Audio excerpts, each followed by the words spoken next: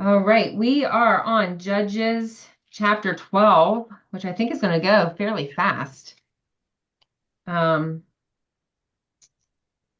Kim, do you want to read? And I forgot yesterday, when we read, if once in a while we could just say I'm on verse 6 or whatever. That way, if we kind of get lost because our versions are different, people can kind of catch up. Okay. This is Judges chapter 12, beginning in verse 1.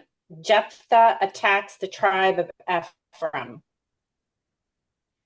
Then the tribe of Ephraim mobilized its army at Zaphon and sent this message to Jephthah. Why didn't you call for us to help you fight against Ammon? We are going to burn down your house with you in it. I summoned you, but you refused to come, Jephthah retorted. You failed to help us in our time of need, so I risked my life and went to battle without you, and the Lord helped me to conquer the enemy. Is that anything for you to fight us about? Then Jephthah, furious at the taunt of Ephraim that the men Gilead were mere outcasts and the scum of the earth, mobilized his army and attacked the army of Ephraim. He captured the fords of the Jordan behind the army of Ephraim, and whenever a fugitive from Ephraim tried to cross the river, the Gilead guards challenged him.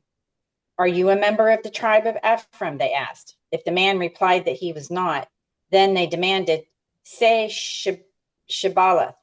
But if he couldn't pronounce the H and said Sibboleth instead of Shibboleth, he was dragged away and killed. So 42,000 people of Ephraim died there at that time. Jephthah was Israel's judge for 6 years. At his death, he was buried in one of the cities of Gilead.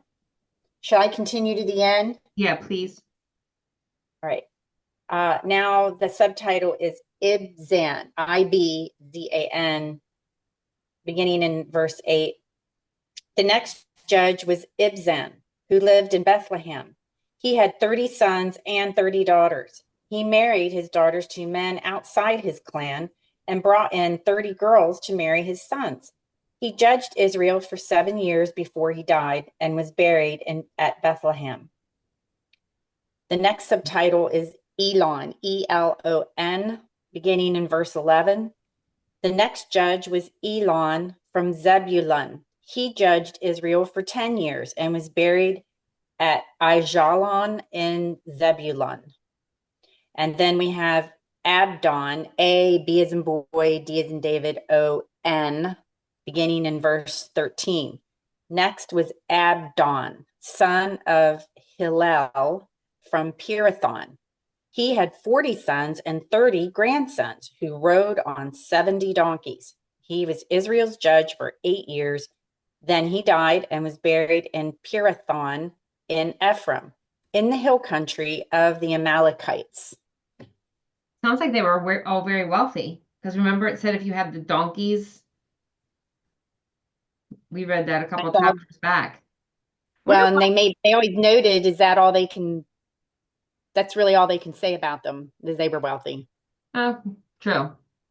Well, and I find it interesting that the one guy, he kind of reminded me of Alexander the Great because he was like um having his daughters marry outside the clan and then bringing in people from outside the clan to marry his sons. Isn't that what it said?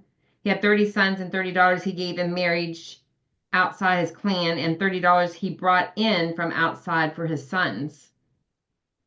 It'll be interesting to know why he did that, except maybe like Solomon, who married different wives so he would have connections to other kings. Who knows? Whenever you're ready, Cindy, you're muted.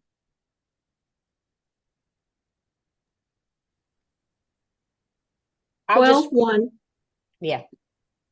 Why did you not call us? Ephraim's newest threat was their jealousy of Jephthah's success and possibly a lust to share in his spoils.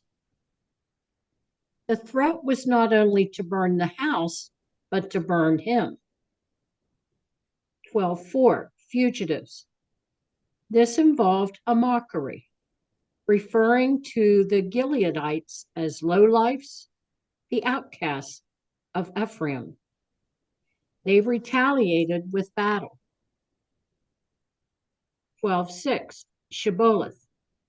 The method used for discovering an Ephraimite was the way in which they pronounced this word. If they mispronounced it with an S rather than an SH sound, it gave them away, being a unique indicator of their dialect. 12:9 and 14. 30 sons, grandsons. Very large family suggests the father's marriage to several wives, a part of life tolerated, but never matching God's blueprint of one wife at a time. To have many children had the lure of extending a person's human power and influence. And that's it. What was that you said about mocking? The Fugitives, 12:4.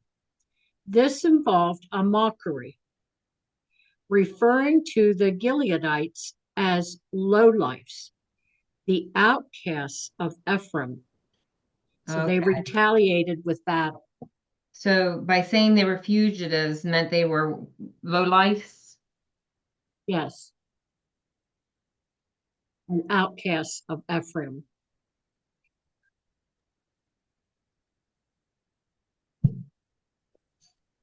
My footnote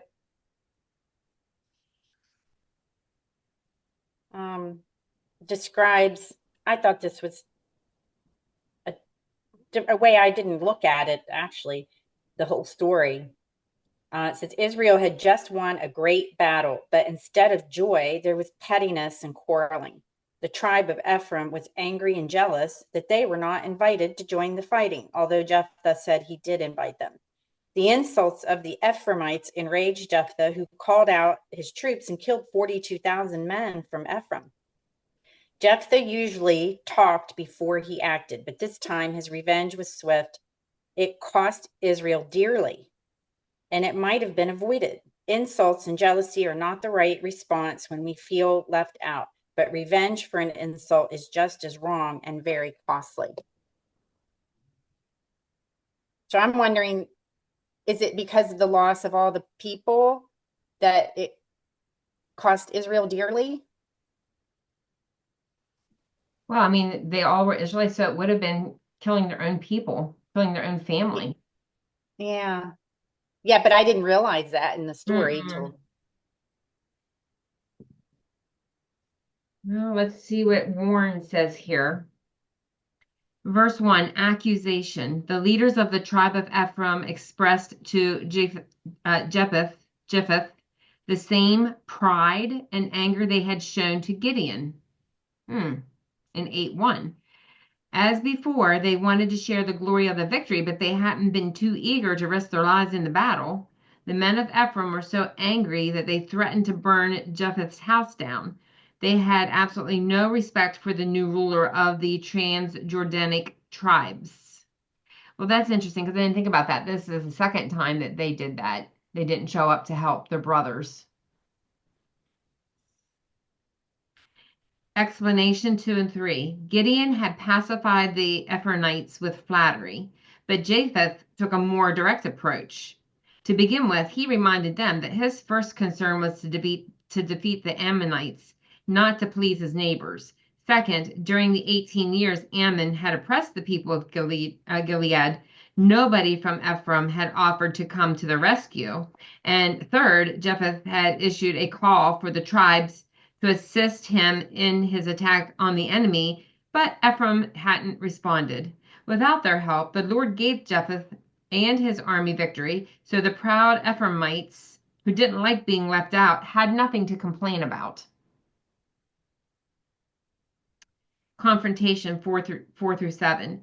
Perhaps Japheth should have practiced Proverbs 15:1 and 17:14 and avoided a war, but then maybe it was time somebody called Ephraim's bluff and taught them a lesson.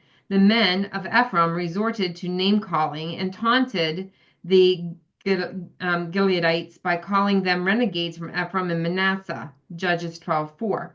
Actually, the tribes east of the Jordan River Reuben and Gad, and half of the tribe of Manasseh had been granted their land by Moses and Joshua in Numbers 32 and Joshua 22. Thus, the words of the Ephraimites were an insult to the Lord and his servants. When people are wrong and refuse to accept logical reasoning and confess their faults, they often turn to violence in order to protect their reputation. This is the cause of most family disagreements, church fights, and international conflicts. But Jephthah got the best of the boastful men of Ephraim and killed 42,000 of their soldiers. The men of Ephraim themselves became renegades, for the word escaped in Judges 12 is the same word as fugitives in verse 4. They had to eat their words and lose their lives. Okay, hang on. The men of Ephraim themselves became renegades, for the word escaped in Judges 12:5 is the same word as fugitives or renegades in verse 4. The people of Ephraim had their own regional pronunciation for the word Shibboleth, which means stream or floods. They said Sibboleth without the H, and this gave them away. Matthew 26:73. It was a simple test, but it worked. Because of the story, the word shibboleth has become part of our English vocabulary and is now found in our dictionaries. It stands for any kind of test that a group gives to outsiders to see whether they really belong. Usually the shibboleth is an old, worn out idea or doctrine that is really important. In Ephraim's case, however, it cost 42,000 people their lives. So I guess you could say, well, if they're truly Christians, let's ask them, like, let's use the shibboleth test. It was Matthew, what? Was it 2673? Yes, 2673. Are you looking it up? Yes, I did. It was, you'll remember it when I read it. A little later, some of the other bystanders came over to Peter and said, "You must be one of them. We can tell by your Galilean accent." Mm. And you know what Peter said? No. After the defeat of Ammon and the trouncing of Ephraim, the Jews had 31 years of peace and security under the leadership of Jephthah and his three successors. How paradoxical that Jephthah the champion should have no family, while Ibzan and 30 sons had 30 sons and 30 daughters, and Abdon had 40 sons and 30 grandsons. Oh, that's true, because he only had the one daughter. Mm-hmm. Either sacrificed or remained a virgin. Samson, however, the last judge God sent to his people, was the most paradoxical man of them all. A deliverer who couldn't deliver himself. A conqueror who couldn't conquer himself. A strong man who didn't know when he was weak.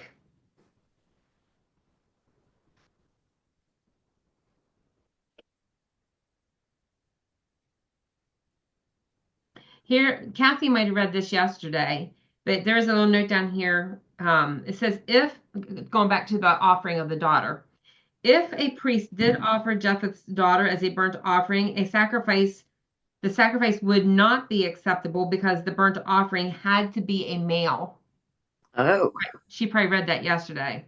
I don't remember that. We just knew that he wouldn't honor it, but it had to be a male animal whenever they sacrificed an animal. Leviticus 1, 3, and 10. It had to be a male, right? Mm-hmm. And then it says, if Jephthah were going to kill his daughter, he would want her home with him. I think she did read this, and not running around in the mountains with his girlfriends. Furthermore, why would the girl lament her virginity if she expected to die? Of what significance is virginity if you're heading for the grave? Seems likely she would have lamented her impending death instead.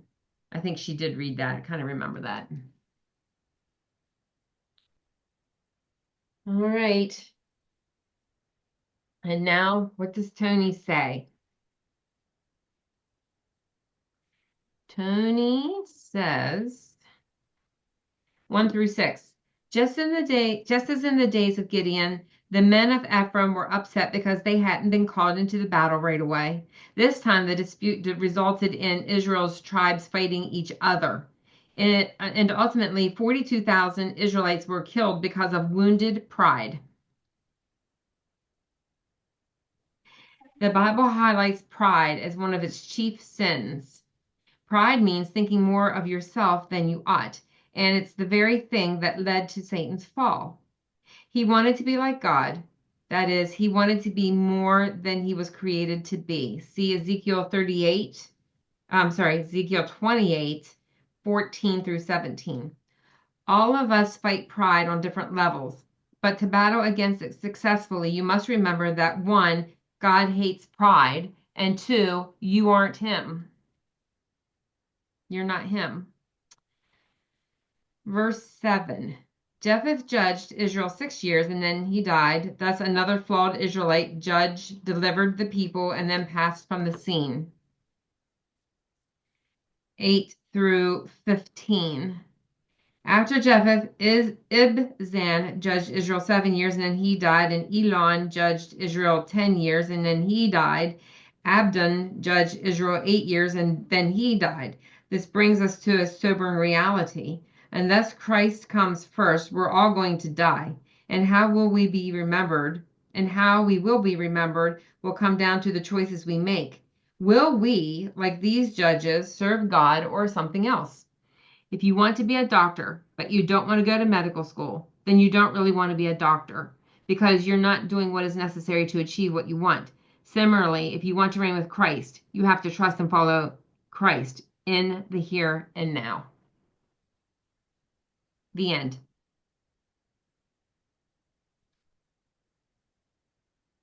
Any thoughts? Extra notes? Nah, mine just says about they were wealthy because of all the kids and donkeys.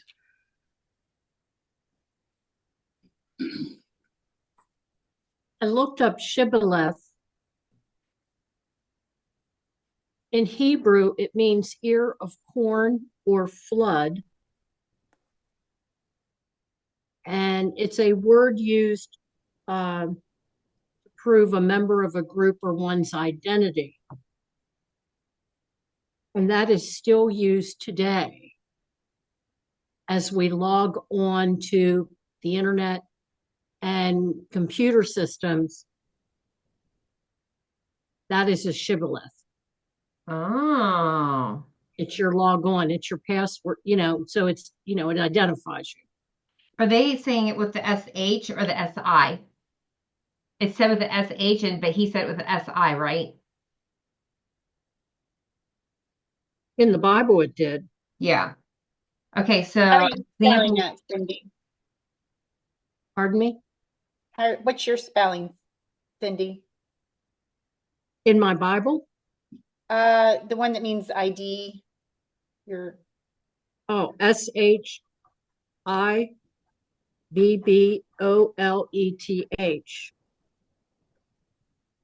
Thank you. so your computer log on or The internet. makes you a member of a group, identifying Yes. you as a member of a group. Right.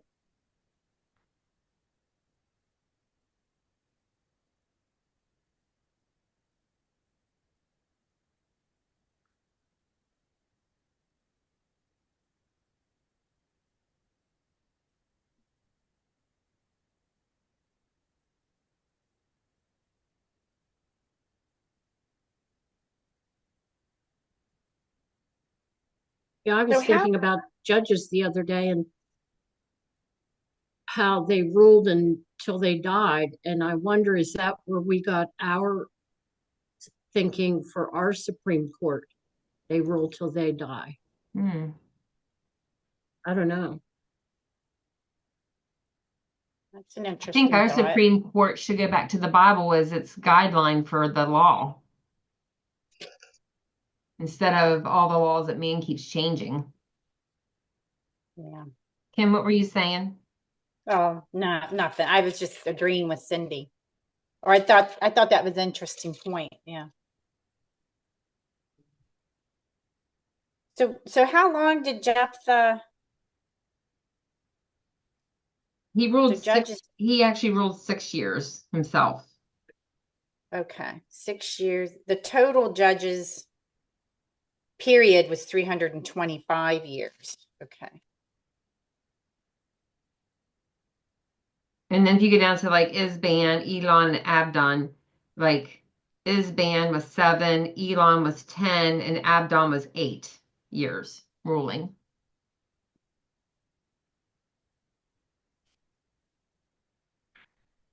Are we ready to move on to Samson?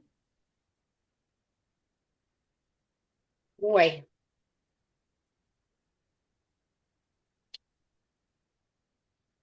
And you did say they lived in peace for that 31 years, right? From Japheth to I think so. Adbon. I thought you read that. Apparently, because there isn't much in the Bible about those three. well, that would be right. 6 plus 7 plus 10 plus 8 is 31, right? Yes, I added that up also. Okay. But it doesn't I- tell us much about Ibzan, Elon, or Abdon, except they were rich and were judges and where they were buried.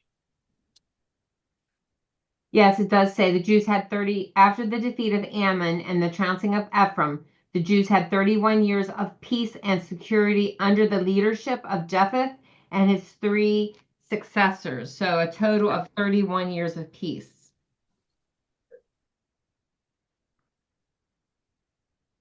Didn't sound like Jephthah's period was very peaceful.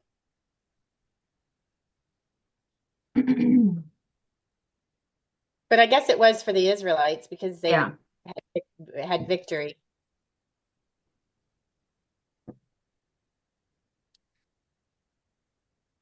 Do you guys have any breaks in Samson? In 13? No. I don't either. Well, 13:1, and the people of Israel, oh, here we go. Again, did what was evil in the sight of the Lord. So the Lord gave them into the hand of the Philistines for 40 years. There was a certain man, Zorah, of the tribe of the Danites, whose name was Manoah, and his wife was barren and had no children. And the angel of the Lord appeared to the woman and said to her, Behold, you are barren and have not borne children, but you shall conceive and bear a son. Therefore be careful and drink no wine or strong drink and eat nothing unclean. For behold, you shall conceive and bear a son. No razor shall come upon his head, for the child shall be a Nazarite to God from the womb, and he shall begin to save Israel from the hand of the Philistines. Then the woman came and told her husband, A man of God came to me, and his appearance was like the appearance of the angel of God, very awesome. I did not ask him where he was from, and he did not tell me his name. Verse 7. But he said to me, Behold, you shall conceive and bear a son. So then drink no wine or strong drink, and eat nothing unclean, for the child shall be a Nazarite to God from the womb to the day of his death. Verse 8. Then Manoah prayed to the Lord and said, O Lord, please let the man of God whom you sent come again to us and teach us what we are to do with the child who will be born. Verse 9. And God listened to the voice of Manoah, and the angel of God came again to the woman as she sat in the field. But Manoah, her husband, was not with her. So the woman ran quickly and told her husband, Behold, the man who came to me the other day has appeared to me. And Manoah arose and went after his wife and came to the man and said to him, Are you the man who spoke to this woman? And he said, I am. And Manoah, I think that's interesting. I wonder if that I am is connected. And Manoah said, Now, when your words come true, what is the child's manner of life and what is his mission? Verse 13. And the angel of the Lord said to Manoah, Of all that I said to the woman, let her be careful. She may not eat of anything that comes from the vine, neither let her drink wine or strong drink or eat any unclean thing. All that I commanded her, let her observe. 15. Manoah said to the angel of the Lord, Please let us detain you and prepare a young goat for you. And the angel of the Lord said to Manoah, If you detain me, I will not eat of your food. But if you prepare a burnt offering, there we go, that burnt offering, then offer it to the Lord. For Manoah did not know that he was the angel of the Lord.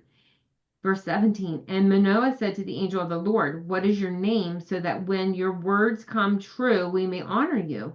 And the angel of the Lord said to him, Why do you ask my name, seeing it is wonderful? Why do you ask my name, seeing it is wonderful? So Manoah took the young goat with the grain offering and offered it on the rock to the Lord, to the one who works wonders, and Manoah and his wife were watching.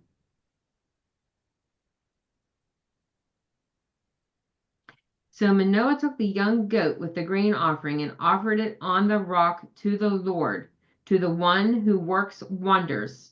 And Manoah and his wife were watching. Well, I thought Manoah was doing it. And when the flame went up toward heaven from the altar, the angel of the Lord went up in the flame of the altar. Now Manoah and his wife were watching, and they fell on their faces to the ground. Verse 21. The angel of the Lord appeared no more to Manoah and to his wife.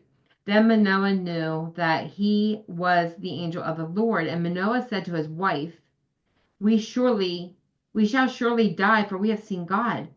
But his wife said to him, If the Lord had meant to kill us, he would not have accepted a burnt offering and a grain offering at our hands, or shown us all these things, or now announced to us such things as these. And the woman bore a son, called his name Samson, and the young man grew, and the Lord blessed him, and the Spirit of the Lord began to stir him in the Mahana Dan between Zorah and Eshtaol. I wonder if that was Jesus incarnate. I thought the same thing. Does anybody know Samson's mother's name other than the wife? I don't know if the Bible will tell us or commentaries will tell us. Let's see if I can find something. Whenever you're ready, Cindy.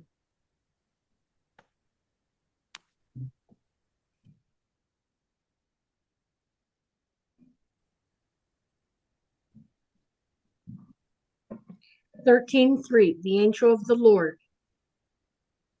In this case, it was a pre-incarnate appearance of the Lord himself. 13:5 Nazarite. The word is from the Hebrew, quotes, to separate. For rigid Nazarite restrictions, such as here in Samson's case, God gave 3 restrictions: no wine, no razor cutting of the hair, no touching a dead body, thus being defiled. Verse 6. I don't remember that. Let me look at that.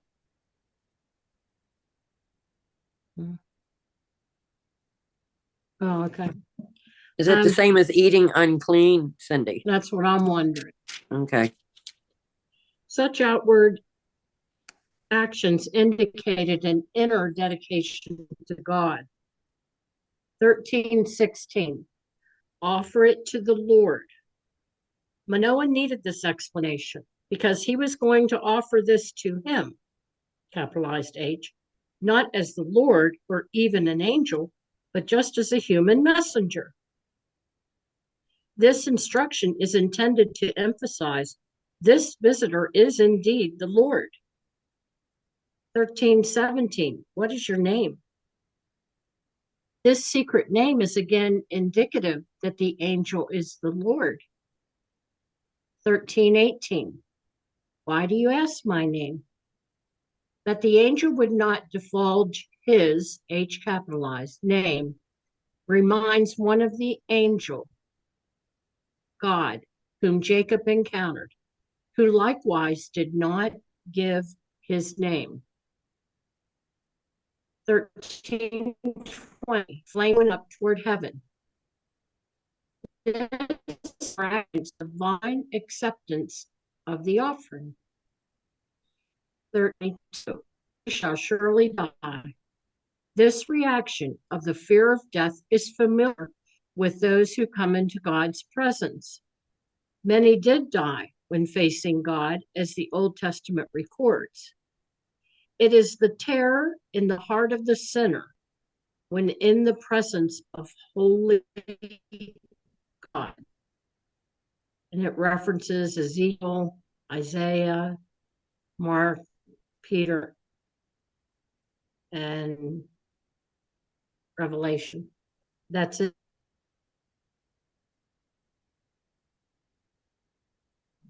Okay. Warren.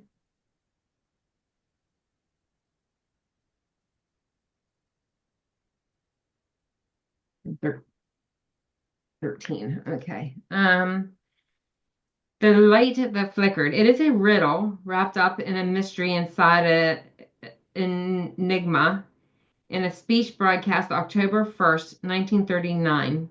That's how Sir Winston Churchill described the actions of the Russians in his day. But what he said about Russian actions could be applied to Samson, the last of the judges, for his behavior is a riddle wrapped up in a mystery inside of an enigma. Samson was unpredictable and undependable because he was double-minded, and a double-minded man is unstable in all his ways. It has well been said that the greatest ability is dependability, and you can depend on Samson to be undependable. Before men, Samson was weak. Before men,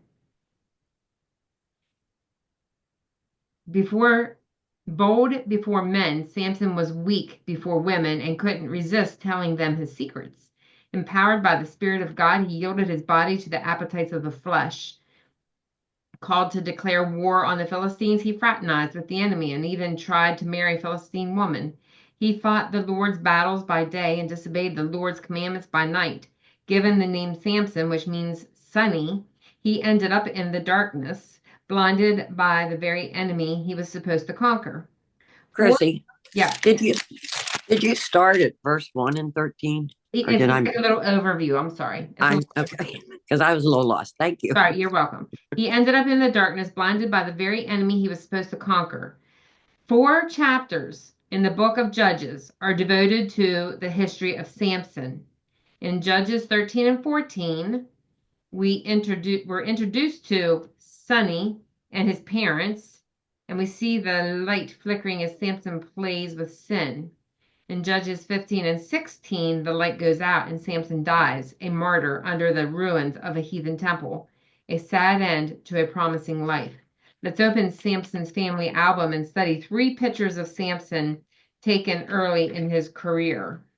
Let's see, there's like a little footnote here. Yeah, nothing.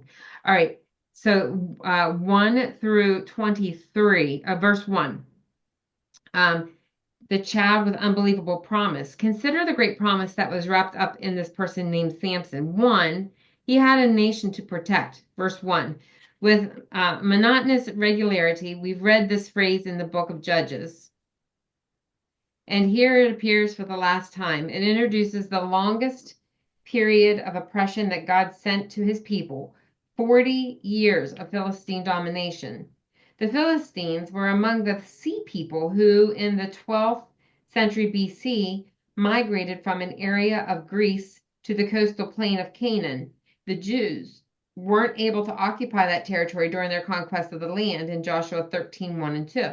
As you study your map, you'll note that their national life focused around 5 key cities of Ashdod, Gaza, Ashkelon, Gath, and Ekron in 1 Samuel 6:17. The land between Israel's hill country and the coastal plain was called the Shephelah, which means low country, and it separated Philistia from Israel. Samson was born to Zorah, a city in Dan, near the Philistine border, and he often crossed that border either to serve God or to satisfy his appetites. Samson judged Israel in the days of the Philistines, Judges 15:20, which means that his 20 years in office were during the 40 years of Philistine rule. Oh, I think that's interesting. Samson judged Israel in the days of the Philistines. That's Judges 15:20, which means that his 20 years in office were during the 40 years of the Philistine rule. Dr. Leon Wood dates the beginning of the Philistine oppression around 1095 BC and ends in 1055 BC with Israel's victory at Mizpah in 1 Samuel 7. About the middle of this period occurred the Battle of Ephek, when Israel was ignominiously defeated by the Philistines and lost the ark and 3 priests.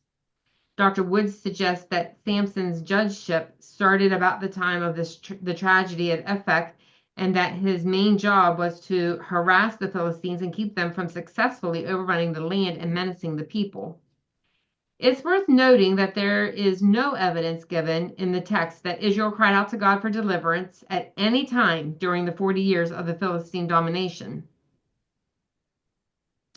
Philistines disarmed the Jews in 1 Samuel 13 and therefore had little fear of a rebellion. The Philistines disarmed the Jews and had little fear of a rebellion. Judges 15:9 through 13 indicates that the Jews were apparently content with their lot and didn't want Samson to rock the boat. It's frightening how quickly we can get accustomed to bondage and learn to accept the status quo.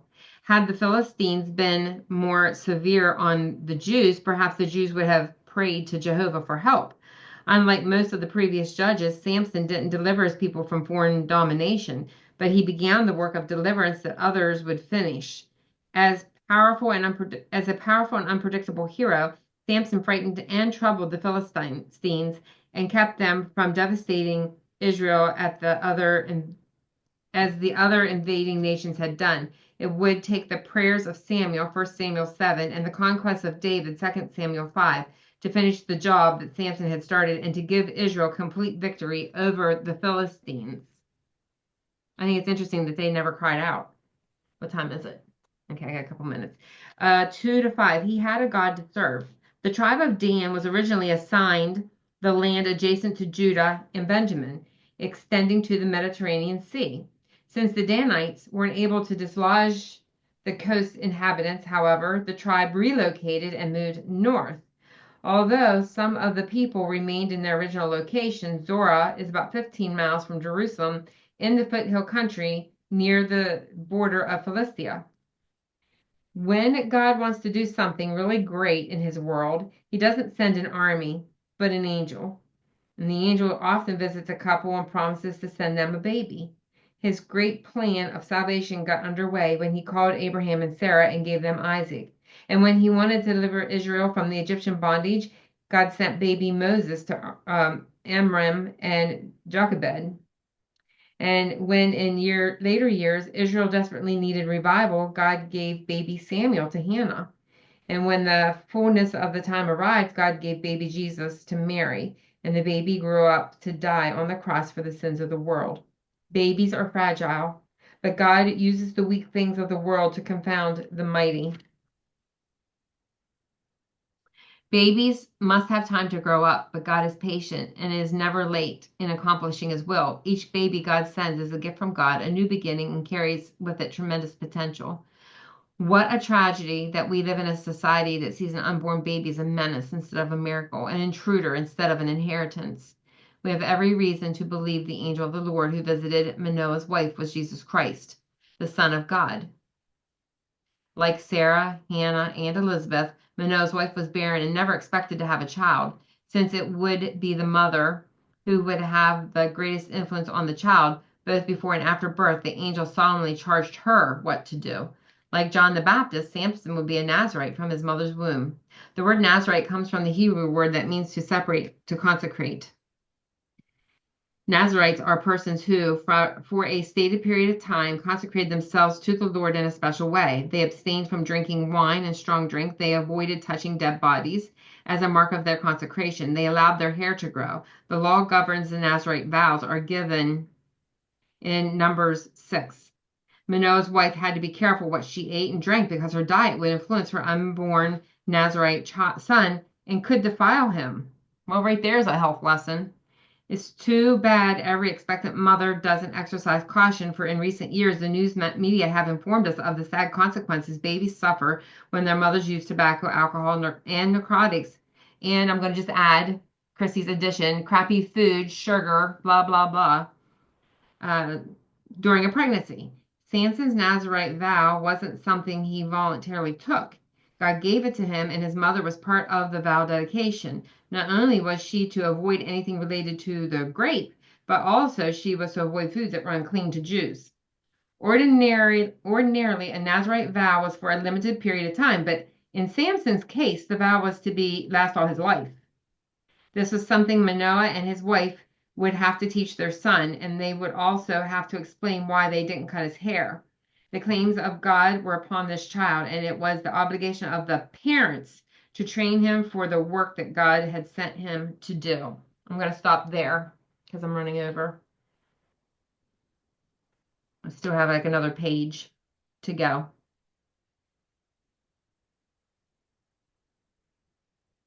Any last minute thoughts there? As everybody's writing.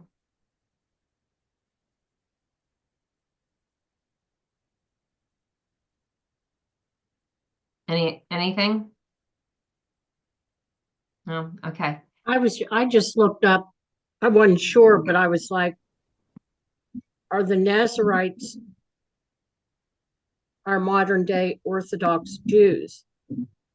But it says the Nazarite vow is a Jewish institution that was voluntarily taken by Israelite men and women in the Hebrew Bible. The vow required the following: no wine, no grape products, no cutting hair, no contact with dead bodies. The vow ended when the Nazarite made offerings at the temple. But since there is no temple today, a modern day Nazarite would remain a Nazarite for life. People in the Bible who were Nazarites were Samson, Samuel, John, and Jesus. I wonder what the grape, I wonder because it ferments easy. I wonder if that's why they weren't allowed to have the grapes. Or what is it about the grapes that, I mean, that's the only like specific food. Also, it does not name his mom in the Bible. There's tradition that says what his mom's name was, but she's not named. All right, ladies, this concludes our reading of God's word on this glorious day of the Lord. We'll pick back up tomorrow. I'll finish Worsby or Kathy if she's here at page 460, starting at verse 6 through 23. And then we have Tony for this section. Have a great day. Have a good day.